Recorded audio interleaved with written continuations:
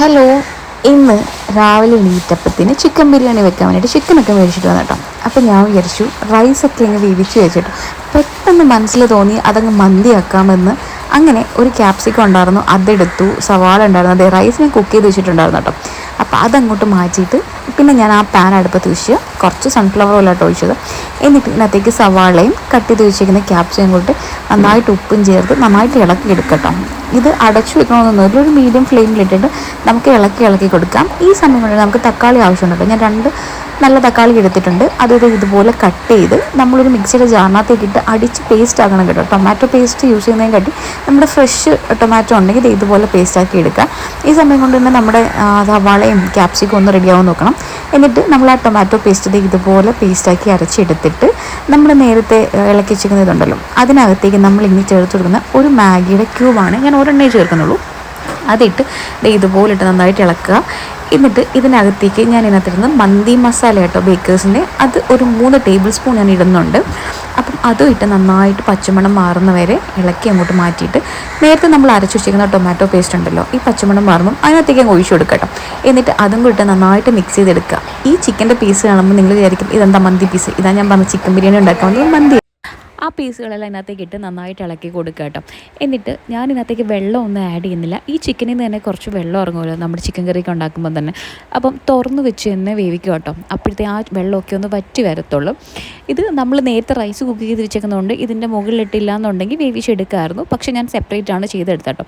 ഈ സമയം ആശു ഞാൻ കൂടെ അവിടെ നിന്ന് കുറച്ച് കലാപരിപാടികൾ കാണിക്കുന്നുണ്ട് കേട്ടോ.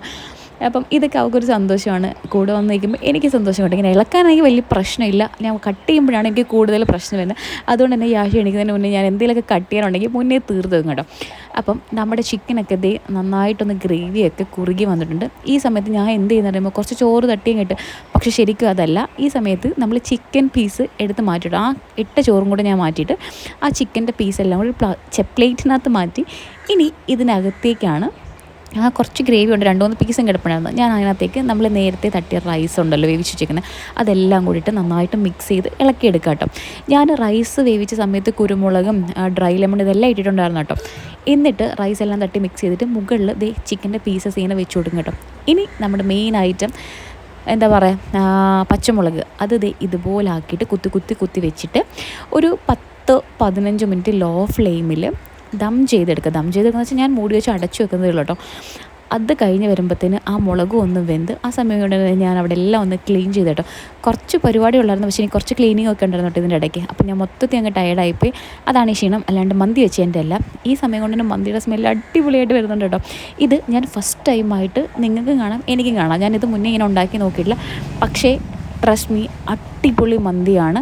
നമുക്ക് ഒരുപാട് ഓയിലിൻ്റെ ആവശ്യം ഒന്നുമില്ല. നിങ്ങൾ കണ്ടല്ലോ, ഇതുപോലെ തന്നെ ടേസ്റ്റും ഒരു രക്ഷയില്ല, അത്ര അടിപൊളിയാട്ടോ. മന്തി കഴിക്കാൻ എന്തെങ്കിലും ആഗ്രഹം തോന്നുവാണെങ്കിൽ ഇങ്ങനെ വെക്കാൻ കേട്ടോ. അല്ലാണ്ട് മന്തി പീസിനെ കട്ട് ചെയ്തെടുക്കണമെന്നൊന്നുമില്ല. ടേസ്റ്റ് അപാരമായിരുന്നു. ഇതിനകത്ത് തന്നെ ഞാൻ കുറച്ച് ടൊമാറ്റോ ചട്നിയും കുറച്ച് മയോണൈസും ഞാൻ വീട്ടിൽ തന്നെ അടിച്ചെടുത്ത കേട്ടോ. ഇതെല്ലാം കൂടെ ആയപ്പോഴത്തേന് എൻ്റെ പൊന്നോ അടിപൊളിയാണ് ഗൈസ്. നിങ്ങൾ എന്തായാലും ഒന്ന് ട്രൈ ചെയ്ത് നോക്കുക. കുഴിയില്ലാതെ നമ്മളൊരു അടിപൊളി കുഴിമന്തി ഉണ്ടാക്കി. എന്തായാലും അടിപൊളി ടേസ്റ്റാണ്. നിങ്ങൾ ഒരിക്കലും മിസ് ചെയ്ത് ട്രൈ ചെയ്ത് നോക്കുക, എന്നിട്ട് ഫീഡ്ബാക്ക് പറയട്ടോ. അപ്പോൾ ഈ വീഡിയോ ഇഷ്ടപ്പെട്ടാൽ നിങ്ങൾ ലൈക്ക് ചെയ്യുക, ഷെയർ ചെയ്യുക, സപ്പോർട്ട് ചെയ്യുക. അപ്പോൾ നമുക്ക് എന്തായാലും അടുത്ത വീഡിയോയിൽ ഉടനെ കാണാം. അപ്പോൾ ടാറ്റാ.